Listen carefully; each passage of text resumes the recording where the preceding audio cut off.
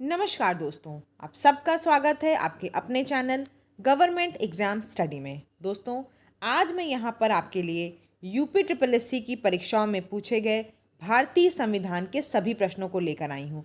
2015 से अभी तक जितने भी प्रश्न आपके हुए हैं उन सभी का पूरा कंप्लीट कंपाइलेशन है। किसका है दोस्तों? पॉलिटी का। इसी तरह अगर आप मेरे चैनल की प्लेलिस्ट में जाएंगे, मैंने प्लेलिस्ट बना दी है, वहाँ पर आपको हिस्ट्री का भी दिखेगा। मैंने हिस्ट्री करा दिया है, अब आपको पॉलिटी करा रही हूँ और तुरंत आपको अब ज्योग्राफी और साइंस का भी दे दिया जाएगा। ठीक है दोस्तों, तो शुरू करते हैं। पहला प्रश्न जो पूछा गया था, ये आपका पेपर था लोअर मेंस का। उसमें प्रश्न आया था कि भारतीय संविधान में संघवाद निम्न में से किस देश से लिया गया है। तो आपको बताना है दोस्तों कि कनाडा से लिया गया है। भारतीय संविधान में संघवाद जो है वो कनाडा से लिया गया है। इसी तरह दो तीन और प्रश्न आए, जैसे भारतीय संविधान में मूल अधिकार किस देश से लिया गया है? अमेरिका से। और कौन सा लिया गया अमेरिका से? न्यायिक पुनर्विलोकन, यानी कि जिसको आप बोलते हैं जुडिशियल रिव्यू, वो भी अधिकार कहाँ से आया है? अमेरिका से आया है। समवर्ती सूची कहाँ से ली गई है? वो ऑस्ट्रेलिया से ली गई है। इसी तरह मैं आपसे देखिए दोस्तों ये बताना चाहूँगी, हम लोग यहाँ पर कंप्लीट कंपाइलेशन तो कर रहे हैं, लेकिन जब आप जिस टॉपिक को देखिए उससे रिलेटेड प्रश्न जरूर पढ़ लीजिए। यानी कि जिन जिन देशों से, जैसे जर्मनी से इमरजेंसी व्यवस्था ली गई है, तो ये सब चीज़ आप ज़रूर पढ़ लीजिएगा। ठीक है, आगे देख लेते हैं। कौन सा अधिनियम मॉन्टेग्यू चेम्सफोर्ड रिपोर्ट पर आधारित है? तो कौन सा अधिनियम है बताइए?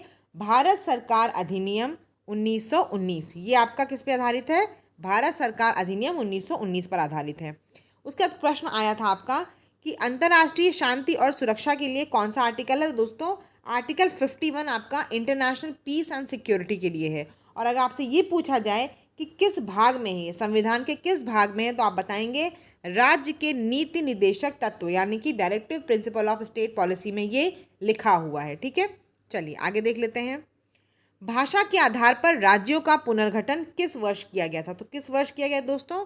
1956 में। आपको पता है कि एक कमिटी बनी थी जिसमें फजल अली अध्यक्ष थे और उनके साथ दो मेंबर थे। क्या नाम था उन लोगों का? हृदयनाथ कुंजरू तथा के एम पन्नीकर। उनके ही उसमें राज्य पुनर्गठन आयोग का गठन हुआ था। ठीक है दोस्तों, भाषा के आधार पर कब राज्यों का पुनर्गठन किया गया? 1956 में। आगे देख लीजिए। संवैधानिक उपचारों का अधिकार ये किसके तहत आता है? ऑप्शन आपको ढेर सारे मिलेंगे, तो कौन सा होगा? संवैधानिक उपचारों का जो अधिकार है वो मौलिक अधिकार है। आर्टिकल 32, इंग्लिश में अगर बोलते हैं आप उसको, राइट टू कॉन्स्टिट्यूशनल रेमेडीज। और संवैधानिक उपचारों का अधिकार आपका किसके अंतर्गत आता है? मौलिक अधिकार आता है। ऑप्शन आएंगे मौलिक अधिकार, कानूनी अधिकार, संवैधानिक अधिकार। तो आपको पता होना चाहिए ये आपका क्या है? मौलिक अधिकार है, फंडामेंटल राइट है। ठीक है, आगे देख लीजिए। संविधान की आत्मा, संविधान की आत्मा किसे कहा जाता है? संविधान की आत्मा दोस्तों प्रस्तावना को कहा जाता है, यानी कि प्रियम्बल को। ठीक है, 1935 में संविधान सभा का सुझाव किसने प्रस्तावित किया था? तो संविधान सभा का सुझाव प्रस्तावित किया गया था M.N. रॉय के द्वारा। ठीक है, भारतीय संविधान सभा में कुल कितनी महिला सदस्य थीं? तो भारतीय संविधान सभा में जो महिला सदस्य थी वो कितनी थी? 15 महिला सदस्य थी। ठीक है दोस्तों, आगे देख लीजिए। प्रथम गृह मंत्री पूछे गए हैं, ये कौन है? तो आपको बताना है प्रथम गृह मंत्री भारत के कौन है? वल्लभ भाई पटेल। आगे देख लीजिए। संविधान संविधान कितने दिनों में लिखा गया? तो दोस्तों, संविधान को लिखने का जो समय है वो कितना है? 2 साल 11 माह और 18 दिन। ठीक है दोस्तों, 2 साल 11 माह और 18 दिन में संविधान लिखा गया है। संविधान सभा द्वारा संविधान को कब पारित किया गया? तो आपको ये डेट बहुत इंपॉर्टेंट है क्योंकि 2-3 बार ये प्रश्न आया है। तो संविधान सभा को जो पारित किया गया था वो 26 नवंबर 1949 को, 26 नवंबर 1949 को पारित हुआ था। लेकिन लागू कब किया गया? 26 जनवरी 1950 से लागू हुआ। देखिए, दो प्रश्न अलग अलग आते हैं। अगर आपसे पूछेंगे संविधान सभा द्वारा संविधान को पारित कब किया गया, आप बताएंगे 26 नवंबर 1949। और ये पूछा जाए कि लागू कब किया गया, तो आप बताएंगे 26 जनवरी 1950 से लागू हुआ है। ठीक है, आगे देख लेते हैं। संविधान सभा का प्रथम अधिवेशन कब हुआ है? तो संविधान सभा का प्रथम अधिवेशन आपका 9 दिसंबर 1946 को है। यहीं पे एक प्रश्न और बन जाता है आपका, ये भी आया हुआ है, बता दे रही हूँ यहीं पे। संविधान सभा के पूछा जाए कि प्रथम अध्यक्ष कौन थे, तो आप बताएंगे संविधान सभा के प्रथम अध्यक्ष कौन थे? डॉक्टर सच्चिदानंद सिन्हा। ठीक है, कौन थे? सच्चिदानंद सिन्हा। ठीक है, ये कौन थे? प्रथम अध्यक्ष थे संविधान सभा के। और ये आपके पता है आपको कि टेम्परेरी थे, अस्थायी अध्यक्ष थे। उसके बाद टेम्परेरी यानी परमानेंट कौन से आपके अध्यक्ष थे, वो थे डॉक्टर राजेंद्र प्रसाद। ठीक है, आगे देख लेते हैं। संविधान सभा में उद्देश्य प्रस्ताव किसने पारित किया, तो ये किसने किया था, जवाहरलाल नेहरू ने। ठीक है, संविधान की प्रस्तावना में संशोधन, संविधान में जो संशोधन किया गया है, आपको पता है वर्ड जोड़े गए हैं ना, प्रस्तावना में प्रियम्बल में आपके कुछ वर्ड्स जोड़े गए हैं, तो वो कब जोड़े गए, किस संशोधन की वजह से, 42वें संविधान संशोधन 1976 से, इंग्लिश में जान जाइए 42nd कॉन्स्टिट्यूशनल अमेंडमेंट एक्ट 1976 के तहत संविधान की प्रस्तावना में संशोधन किया गया है।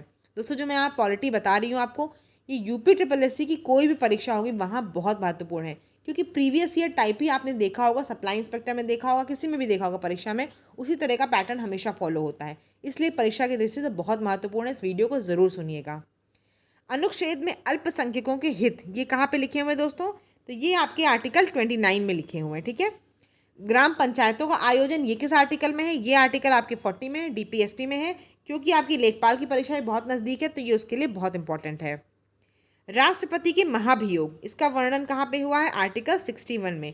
प्रेसिडेंट के इम्पीचमेंट का मेंशन कहाँ पे है, आर्टिकल 61 में। आर्टिकल 161, इसके तहत क्या है, इसके तहत राज्यों के राज्यपाल को शक्ति मिली है कि वो किसी की सज़ा को माफ़ करवा सकते हैं या फिर सज़ा में हेरफेर करा सकते हैं, यानी कि सज़ा को कम करा सकते हैं या फिर सज़ा को कन्वर्ट करा सकते हैं। ठीक है, ये कौन सा आर्टिकल है, आर्टिकल 161, राज्यों के राज्यपाल के पास ये शक्ति होती है। ठीक है, आगे देख लेते हैं। आर्टिकल 5 से 11, ये किसका आर्टिकल है दोस्तों, ये पूछा गया है प्रश्न, ये आपका दोस्तों नागरिकता का है, सिटीजनशिप का है। आर्टिकल 5 से 11 जो मेंशन है आपके भाग 2 में।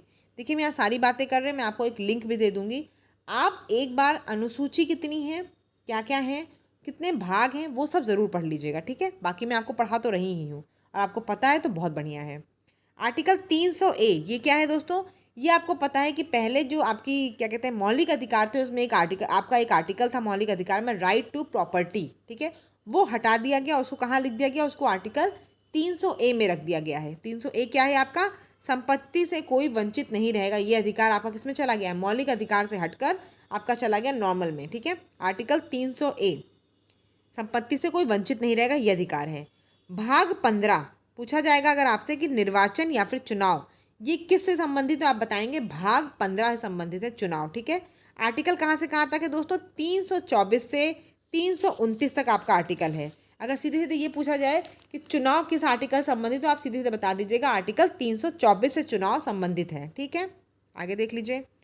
पांचवी अनुसूची, पांचवी अनुसूची किस संबंधित दोस्तों, अनुसूचित क्षेत्रों और जनजातियों के प्रशासन और नियंत्रण पे। ठीक है, अनुसूचित क्षेत्रों और अनुसूचित जनजातियों के प्रशासन और नियंत्रण से पांचवी अनुसूची आपकी सम्मिलित है, आर्टिकल 244। ठीक है, प्रधानमंत्री की नियुक्ति राष्ट्रपति के द्वारा होगी, ये किस आर्टिकल में मेंशन है, आर्टिकल 75(1। तो एक प्रश्न आपका यहाँ से ये बनता है कि प्रधानमंत्री की नियुक्ति कौन करता है, तो कौन करता है दोस्तों, राष्ट्रपति करता है। ये कहाँ लिखा हुआ है, आर्टिकल 75(1 में। ठीक है, ये बहुत इंपॉर्टेंट है। पंचायत, क्योंकि ये प्रश्न बहुत बार पूछा गया, आपकी ग्राम विकास अधिकारी की जो परीक्षा हुई वहाँ भी पूछा गया था, जो लेखपाल की राजस्व लेखपाल और चकबंदी लेखपाल, वहाँ भी पंचायत से प्रश्न बहुत पूछे गए हैं।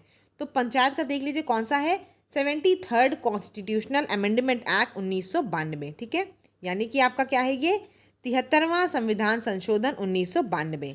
आर्टिकल कहाँ से कहाँ तक है दोस्तों, आर्टिकल आपका है 243A से 243O तक है, यानी कि 243 का से 243 ड़ा। आगे देख लेते हैं दोस्तों। आर्टिकल 24, ये आपका किससे संबंधित है, ये प्रश्न पूछा गया सीधे सीधे कि 14 वर्ष से कम आयु वाले बच्चों को कारखानों पर प्रतिबंध लगाने के लिए, या फिर आप सिंपल भाषा में समझ लीजिए जो चाइल्ड लेबर है वो किस आर्टिकल संबंधित है, आर्टिकल 24 से। कुल अनुसूची हमारे संविधान में कितनी है, तो 12 अनुसूची हैं। आगे देख लीजिए। राज्य के नीति निदेशक तत्व कहाँ से लिए गए हैं, ये आपके आयरलैंड से लिए गए हैं। और कौन सा भाग है राज्य के नीति निदेशक तत्व का, डीपीएसपी का भाग 4। आर्टिकल कहाँ से कहाँ तक है, 36 से 51। ठीक है दोस्तों, 36 से 51 है आपके। आगे देख लीजिए। आर्टिकल 368, ये किससे संबंधित है, ये आपका संविधान संशोधन प्रक्रिया, यानी कि जो कॉन्स्टिट्यूशनल अमेंडमेंट एक्ट होते हैं आपके, वो किससे संबंधित है, आर्टिकल 368 से। अब यहाँ पे जो भी आर्टिकल आपके एग्जाम में आए वो सब मैंने एक जगह लिख दिए हैं। आर्टिकल 24 मैंने आपको बताया चाइल्ड लेबर के रूप में याद रखिए, बालकों को कारखानों में प्रतिबंध लगाने के लिए। ठीक, आर्टिकल 23 क्या है, ह्यूमन ट्रैफिकिंग जिसे आप समझते हैं एक तरह से मोटी भाषा में, वो समझ लीजिए। मानव के क्रय विक्रय तथा जबरदस्ती जो मजदूरी है उन सब किससे रिलेटेड है? आर्टिकल 23 से, ठीक है। उन सब पे प्रतिबंध मतलब। आर्टिकल 17 किससे है? आपका अस्पृश्यता उन्मूलन से, ठीक है। आर्टिकल 24 मैंने बताया आपको, कारखानों में बालकों पर प्रतिबंध। आर्टिकल 51 ए किससे है? मौलिक कर्तव्य यानी कि फंडामेंटल ड्यूटीज से है। और ये कहाँ पे लिखा हुआ है? ये आपका भाग 4A में लिखा हुआ है। आर्टिकल इसका 42 है, सॉरी आर्टिकल कह रही हूँ, इसका जो कॉन्स्टिट्यूशनल अमेंडमेंट एक्ट है जिससे ये जुड़ा है, पहले ये था नहीं हमारे संविधान में, बाद में इसको जोड़ा गया है। किस संविधान संशोधन से? 42वें संशोधन 1976 से, ठीक है। आर्टिकल 123 क्या है? राष्ट्रपति द्वारा अध्यादेश जारी करने की शक्ति जो है दोस्तों, वो आर्टिकल 123 से संबंधित है। आगे देख लीजिए। श्री रामनाथ कोविंद, पूछा गया था कि भारत के कौन से राष्ट्रपति हैं? तो श्री रामनाथ कोविंद जो थे वो भारत के 14वें राष्ट्रपति थे। अभी तो आपको पता है हाल ही में श्रीमती द्रौपदी मुर्मू आपकी नई राष्ट्रपति बन गई हैं, ठीक है। तो भारत के 14वें राष्ट्रपति थे श्री रामनाथ कोविंद।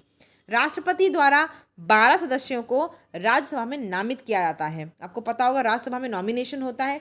खेल, शिक्षा, जिस भी किसी चीज़ में किसी ने आर्ट में, कला के क्षेत्र में कुछ अच्छा प्रदर्शन किया होता तो विशेष प्रदर्शन के लिए उन्हें क्या किया जाता है?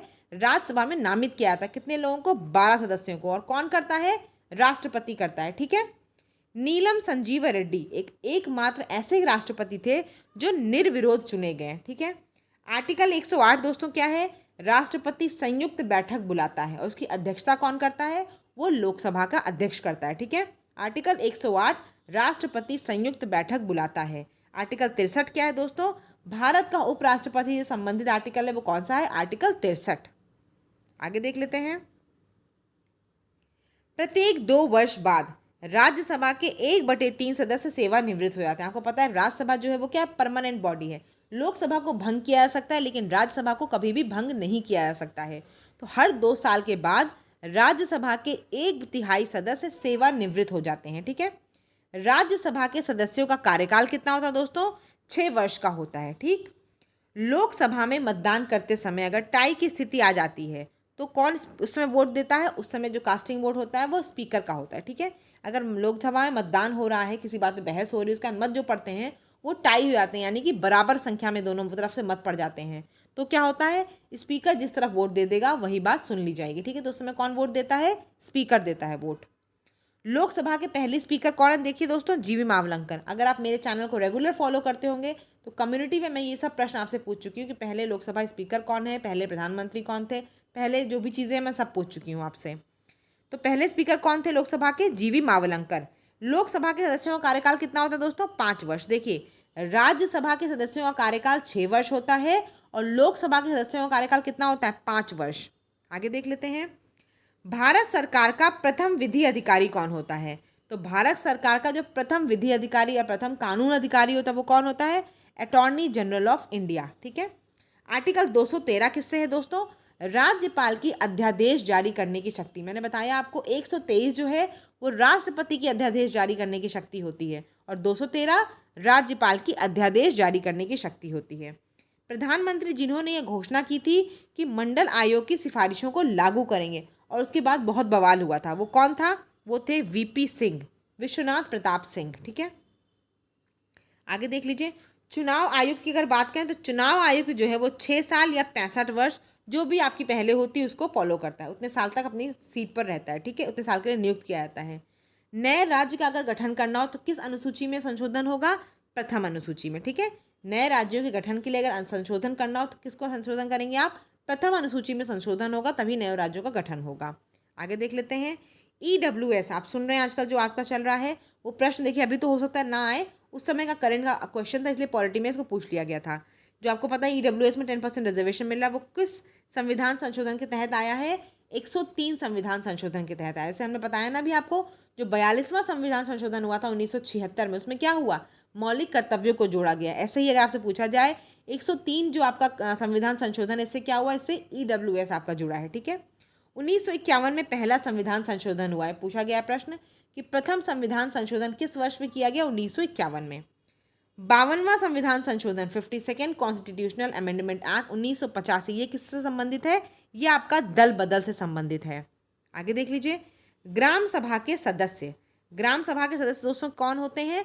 पंचायत क्षेत्र के मतदाता के रूप में पंजीकृत सभी वयस्क सदस्य कौन होते हैं? ग्राम सभा के सदस्य होते हैं। ये बहुत इंपॉर्टेंट है क्योंकि आपका एक तो लेखपाल का पेपर है, दूसरा ये प्रश्न 2 से 3 बार परीक्षा में पूछा जा चुका है, इसलिए बहुत इंपॉर्टेंट है।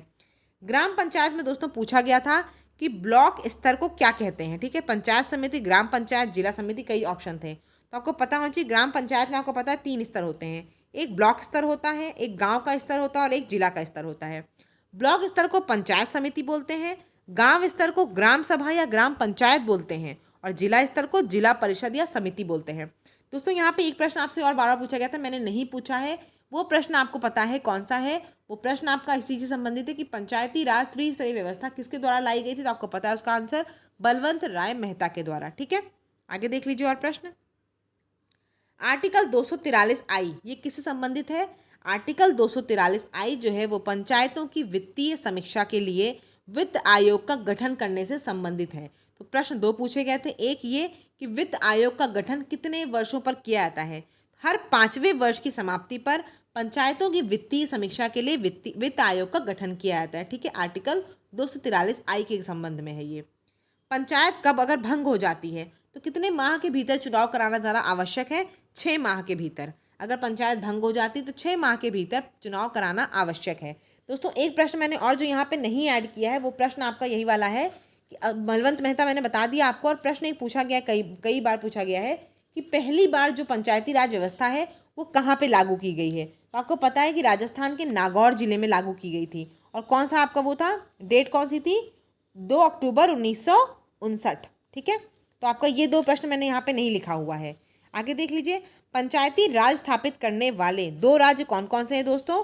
आपका राजस्थान और आंध्र प्रदेश। ठीक है, तो मैंने आपको बता दिया कि पंचायती राज स्थापित करने वाले 2 राज्य राजस्थान और आंध्र प्रदेश हैं। 2 अक्टूबर 1959 को राजस्थान के नागौर जिले में पंचायती राज का उद्घाटन किया गया था। ठीक है, ये मैंने प्रश्न नहीं लिखा है कहीं भी। आगे देख लीजिए, लोकसभा या विधानसभा में चुनाव में कौन से वर्ष के लोग खड़े हो सकते हैं दोस्तों? कम से कम उनकी उम्र कितनी होनी चाहिए? 25 वर्ष। राज्यसभा में अगर चुनाव में खड़ा होना है या फिर सदस्य बनना है तो उसके लिए कितनी उम्र होनी चाहिए? 30 वर्ष। केंद्रीय सतर्कता आयुक्त की क्या होनी चाहिए, कितने साल तक की वो होती है काम की उम्र?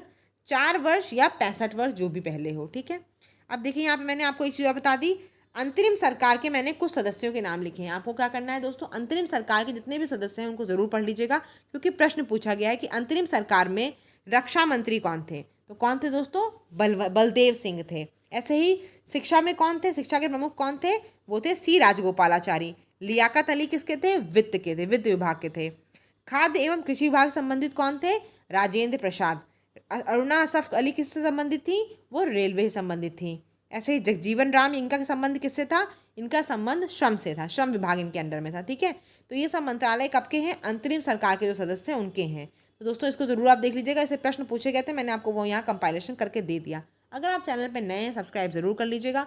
मैं आपको ज्योग्राफी, साइंस और भी मैथ्स वगैरह के भी जो भी आए हैं प्रीवियस ईयर, वो मैं सब आपको करा दूंगी। धन्यवाद। ज़्यादा से ज़्यादा उसको अपने दोस्तों से शेयर करिए, और वीडियो अच्छी लगी हो तो लाइक ज़रूर करिएगा, कमेंट भी ज़रूर कर दीजिएगा। धन्यवाद। इसका PDF मैं आपको टेलीग्राम पे प्रोवाइड कर दूंगी। धन्यवाद।